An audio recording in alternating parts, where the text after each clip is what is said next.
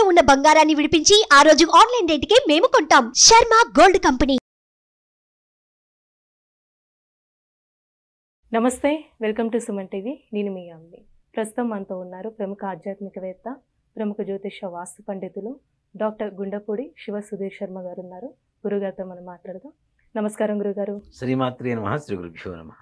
గురుగారు, ఈ క్రోధినామ సంవత్సరంలో అసలు వృశ్చిక రాశి వారికి అండి ఏ విధంగా ఉంటుంది? ఈ రాశి వారికి సంబంధించి ఆదాయం కానీ, వ్యయం, రాజపూజ్యం, అవమానం గురించి తెలియచేయండి.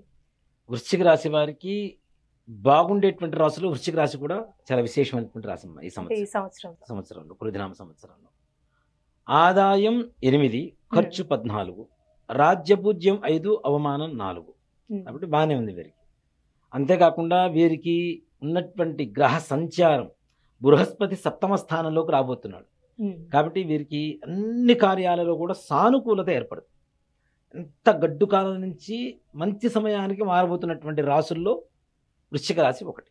ఎన్నో సంవత్సరాల నుంచి కష్టపడుతూ పనులు కాలేదు, మా వ్యాపారం బాగాలేదు, ఆరోగ్య పరిస్థితి బాగాలేదు, ఇట్లాంటి వాళ్ళందరికీ కూడాను చాలా మంచి శుభ సమయం అని చెప్పవచ్చు. అలానే వీళ్ళకి అర్ధాష్టమ శని నడుస్తుంది. అవును, అర్ధాష్టమ శని వల్ల పెద్ద సమస్యలు, ప్రమాదాలు ఏమి ఉండవమ్మా. నిజంగా చెప్పాలంటే అష్టమ శని, అర్ధాష్టమ శని ప్రభావం అనేది ప్రారంభమైనటువంటి కొద్ది రోజులు మాత్రమే. ఆ తర్వాత వాళ్ళ వల్ల పెద్ద సమస్యలు అయితే ఏమి ఉండవు. అర్ధాష్టమ శని వల్ల ముఖ్యంగా చూడండి, అర్ధాష్టమ శని స్టార్ట్ అవ్వగానే ఏదో విధంగా కింద పడతాడు. చిన్న దెబ్బతో అయినా సరే నేను వచ్చాను రా అని చెప్పి గుర్తు చేస్తాడు అంతే. ఆ తదుపరి పెద్ద సమస్యగా ఏం మారడు అర్ధాష్టమ శని వల్ల. అది సో ఈ విధంగా బాగానే ఉంటుంది. ఇప్పుడు ఆర్థికంగా ఎలా ఉంటుందండి వ్యాపారస్తులు కానీ ఆర్థికంగా చూసుకున్నట్లయితే? గురుగ్రహ అనుగ్రహం కలిగితే కలగందంటూ ఏమీ ఉండదు. వ్యాపారపరమైనటువంటి యోగం, విశేషమైనటువంటి యోగం కలగబోతుంది. అంతేకాకుండా ఆడవాళ్ళ సలహా, అంటే ఇంట్లో భార్య సలహా వినేదేంటి అని చెప్పి నిర్లక్ష్యం చేయకుండా వాళ్ళ సలహా తీసుకొని దాని మేరకు గనక వీళ్ళు అనుసరించగలిగితే తప్పనిసరిగా వ్యాపారంలో ఉన్నతమైనటువంటి శిఖరాన్ని అధిరోహిస్తారు. అలానే ఇప్పుడు వివాహ ప్రయత్నాలు చేస్తున్న వాళ్ళకి ఎలా ఉంటుందండి? 100%. అమ్మాయిలకైతే శ్రీరామచంద్రుడు, అబ్బాయిలకైతే సీతాదేవి లాంటి వధువు వరుడు దొరుకుతారు గ్యారెంటీ, అనుమానమే లేదు. అంటే సంవత్సరం చాలా బాగుంటుందమ్మా వృశ్చిక రాశి వారికి, చాలా బాగుంటుంది. ఇప్పుడు వ్యవసాయం ఎలా ఉంటుందండి అసలు ఈ రాశి వారికి సంబంధించి? వ్యవసాయ పరంగా కూడా చాలా విశేషమైనటువంటి ధన యోగమే ఉందమ్మా వీరికి. అంటే వీళ్ళు ఊహించిన దానికంటే ఎక్కువ లాభాన్ని పొందేటువంటి అవకాశం ఉంటుంది. ఇక్కడ ముఖ్యంగా ఒకటేనమ్మా, అది దేవుడైనా వ్యక్తి అయినా మనం ఇచ్చేటువంటి గౌరవాన్ని బట్టి, మనం చేసేటువంటి కష్టాన్ని బట్టి ఆ ఫలితం అనేది ఉంటుంది. అలాగే తల్లికి అంటే భూమాతకి మనం ఎంతవరకు అయితే గౌరవంగా చూడగలుగుతామో ఆ భూమాత కూడా అంతే మనకి రిఫ్లెక్ట్ అవుతుంది, అనుగ్రహం కూడా. అలానే ఈ రాశి వారికి సంబంధించి అండి ఒక ఇల్లు కొనాలనుకున్న ల్యాండ్కి సంబంధించి అలాంటి ప్రయత్నాలు చేస్తే ఎలా ఉంటుంది ఈ సంవత్సరం? భూమికి సంబంధించి కొనండి, మంచి రేట్లు వస్తాయి. అంటే ఇన్వెస్ట్మెంట్ ప్లాన్ కూడా ఈ సంవత్సరం వీళ్ళకి బాగా ఉంటుంది. అంటే భూమి మీద ఇప్పుడు 1000 గజాలు ఒక చోట, ఇంకో చోట 1000 గజాలు కొంటారు. ఈ 1000 గజాలు కాస్త రేటు పెరిగిన తర్వాత అమ్మేసి ఇంకో చోట, కొన్న చోట ఇల్లు కొనుక్కుందాం అనుకునే ఆలోచన, లేదంటే ఇంకో చోట ఇన్వెస్ట్ చేద్దాం దీని మీద వచ్చేటువంటి లాభాన్ని అనుకునేటువంటి వాళ్ళకి మాత్రం ఈ సంవత్సరం వృశ్చిక రాశి వారికి చాలా చాలా బాగుంటుంది. ఇప్పుడు ఒకవేళ పెట్టుబడి పెట్టాలనుకుంటే ఎలా ఉంటుందండి స్టాక్ మార్కెట్ సంబంధించి? స్టాక్ మార్కెట్ మాత్రం వద్దనే చెప్తాను. ఈ సంవత్సరం స్టాక్ మార్కెట్ మొత్తం చాలా వరకు పతనావస్థకి చేరబోతుంది టోటల్గా. కాబట్టి దీర్ఘకాలికమైనటువంటి ఇన్వెస్ట్మెంట్లు ఏమైనా ఉంటే, లాంగ్ టర్మ్స్ అంటాం కదా, అవి ఏమైనా ఉంటే పెట్టండి, కానీ షార్ట్ టర్మ్ ఇన్వెస్ట్మెంట్ మాత్రం అస్సలు వద్దనే చెప్తాం. ఇప్పుడు ప్రైవేటు ఉద్యోగస్తులు కానీ గవర్నమెంట్ రంగానికి సంబంధించండి ఎలా ఉంటుంది అసలు? గవర్నమెంట్ ఉద్యోగస్తులకి వీళ్ళు కోరుకున్నటువంటి చోటికి ప్రమోషన్స్, ట్రాన్స్ఫర్స్, దాంట్లో కూడా ఉన్నతమైనటువంటి స్థానం, కానీ కొత్త కొత్త పరిచయాలు. ఆ పరిచయాల వల్ల అంటే ఎక్కడైతే స్థానం మారుతున్నారో ఉన్న స్థానంలో ఉండడం వల్ల ఏ రకమైనటువంటి వాళ్ళకి ధనలాభం ఉండదు. కానీ వేరే చోటకి స్థానం మారడం ద్వారా కొత్తగా ఆడవాళ్ళకైతే మగవాళ్ళు, మగవాళ్ళకైతే ఆడవాళ్ళు కొత్త పరిచయాలు ఏర్పడతాయి. వాటితో కొంచెం మాత్రం జాగ్రత్త వహించడం మంచిది. ఇప్పుడు విద్యార్థులకి విదేశీయానం ఉందంటారు? విదేశీయానం తప్పనిసరి కలుగుతుందమ్మా. పెద్దగా కష్టపడాల్సిన అవసరం ఏం లేదు.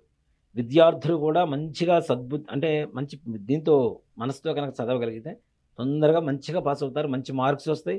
మార్క్స్ కాదు, ర్యాంక్స్ వస్తాయి తప్పనిసరి ఈ సంవత్సరం వారికి. మీరు చూడండి, ఈ రాబోయే విద్యా సంవత్సరం ఉంటుంది కదా, ఈ విద్యా సంవత్సరంలో ర్యాంకులు ఎక్కువగా పొందిన వాళ్ళు ఎవరన్నా ఉన్నారంటే వృశ్చిక రాశి వాళ్ళే ఉంటారు ఎక్కువగా. అలానే ఇప్పుడు కోర్టు సమస్యలు ఉన్న వాళ్ళకి ఎలా ఉంటుందండి? కొన్ని కేసులు పెండింగ్ లో ఉంటాయి. కోర్టు వ్యవహారాలలో వీళ్ళకి సన్నగా, తెల్లగా, పొడవుగా ఉండేటువంటి ఒక వ్యక్తి ఎవరో పరిచయం అవుతారు. తద్వారా వీళ్ళ సమస్యలన్నీ కూడా పరిష్కారం అవబోతున్నాయి. సమస్యలు తప్పనిసరిగా అది లాయర్ కావచ్చు, ఫ్రెండ్స్ కావచ్చు, వేరే పరిచయాలు కావచ్చు, ఎవరైనా కావచ్చు.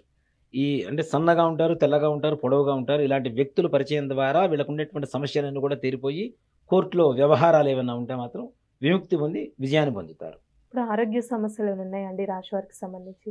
ఆరోగ్యం అంటే చిన్న చిన్న సమస్యలు ఉంటాయి, పెద్ద చెప్పుకోదగ్గంత ఇది కాదు, కానీ చిన్న సమస్యను నిర్లక్ష్యం చేయకూడదు కదా. కాబట్టి దానికి తగ్గ ట్రీట్మెంట్ తీసుకోవడం అనేది సూచించదగినటువంటి విషయం. అంటే ఈ రాశి వారికి అంటే ఇంకా మెరుగైన ఫలితం రావాలంటే ఎలాంటి పరిహారం చేసుకోవాలి అసలు? వీరు నిజంగా చెప్పాలి అంటే ఈశ్వర ఆరాధన చాలా విశేషమైనటువంటి యోగం. వృశ్చిక రాశి వారికి శివాలయానికి వెళ్ళి ప్రదోష కాలంలో సాయంకాల సమయంలో శివుడి ధ్వజస్తంభం దగ్గర నుంచి ఉత్తరం వైపు ఆయన నీళ్లు బయటకు వస్తూ ఉంటాయి. అభిషేకం చేసినటువంటి నీళ్ళంతా కూడా సోమసూత్రం అని చెప్పి బయటకు వస్తూ ఉంటాయి. అంతవరకు వచ్చి అక్కడి నుంచి మరలా ధ్వజస్తంభం వరకు తిరిగి వస్తే ఒక ప్రదక్షిణ అవుతుంది. అలా 3 ప్రదక్షిణాలు రోజు, ప్రతిరోజు కూడా చండీశ్వర ప్రదక్షిణం అంటారు. మీరు శివాలయంలోకి వెళ్ళి అడిగినా కూడా వాళ్ళైనా చెప్తారు, అక్కడ ఉండే పూజారులైనా చెప్తారు. చండీశ్వర ప్రదక్షిణం ప్రదోష కాలంలో రోజు చేయడం అనేది విశేషమైనటువంటి సూచన. అంటే ఈ పరిహారం సంవత్సరం మొత్తం చేస్తాం. నాన్న ఒకటి చెప్తానన్న, ఒక్క రోజుతో పోయేటువంటి సమస్య కాదు కదా. కాబట్టి ఆ సమస్య తీరేంత వరకు మనం చేస్తూనే ఉండాలి తప్పనిసరిగా. ఇప్పుడు అన్నం వండుతాం, బియ్యం పెట్టగానే ఉడకదు కదా, దాన్ని చూడాలి, దాని కింద స్టవ్ మంట పెట్టాలి, ఆ మంట కరెక్ట్గా ఉండాలి, అది మాడకుండా చూసుకోవాలి, ఇన్ని చూసుకోవాలి కదా. అలానే దేవుడికి కూడా ఊరికి ఒక ప్రదక్షిణ చేసి వస్తాను, ఒక రోజు చేసి వస్తాను, నీకు ఇచ్చేసాను కాబట్టి నువ్వు నాకు ఇచ్చేయంటే ఎట్లా ఇస్తాడు ఆయన కదా. కాబట్టి దానికి తగ్గ భక్తి తత్పరత కూడా ఆయన దగ్గర మనం చూపించుకోవాలి. నాకు ఈ భక్తి ఉంది అని చెప్పి చూపించుకోగలిగితేనే కదా ఆయన కూడా అనుగ్రహించేది. కాబట్టి తప్పనిసరిగా ప్రతినిత్యం చేయడం మంచిది. కనీసం సోమవారం ప్రదోష కాలంలో చేయడం అనేది చాలా విశేషమైనటువంటి ప్రక్రియ. ఈ ప్రతి రాశికి ఒక్కొక్క సమస్యలు. ఈ దేవతలతో పాటు అందరూ కూడా విశ్వరూపంలో ఉన్నారని చెప్పి మనం నమ్ముతూ ఉంటాం. అవునా? కృష్ణ పరమాత్మ విశ్వరూప సందర్శన సౌభాగ్యాన్ని ఇచ్చాడు అర్జునుడికి. అవునా? ఆ విశ్వరూపంలో ఏంటి, అందరూ దేవతలు దాంట్లోనే ఉన్నారని చెప్పి నమ్ముతూ ఉంటాం.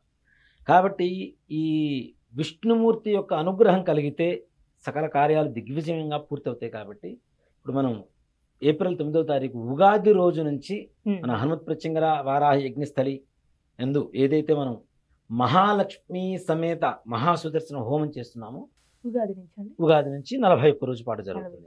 ఇప్పుడు ఈ 41 రోజు ఈ హోమ కార్యక్రమంలో ఎవరైతే గోత్రనామాలతో లేదా ప్రత్యక్షంగా పాల్గొంటారో వారికి ఈ గ్రహస్థితి వల్ల వచ్చేటువంటి నష్టాలన్నీ కూడాను వెళ్ళిపోయి సుఖమైనటువంటి సంతోషకరమైనటువంటి జీవితాన్ని అనుభవిస్తారు. చాలా చక్కగా తెలియజేస్తారండి. శ్రీమాత్రే నమః. శ్రీ గురుభ్యో నమః. సుమన్ టీవీలో మీ పర్సనల్ అండ్ బిజినెస్ ప్రమోషన్స్ కోసం కింది నెంబర్కి కాంటాక్ట్ చేయండి.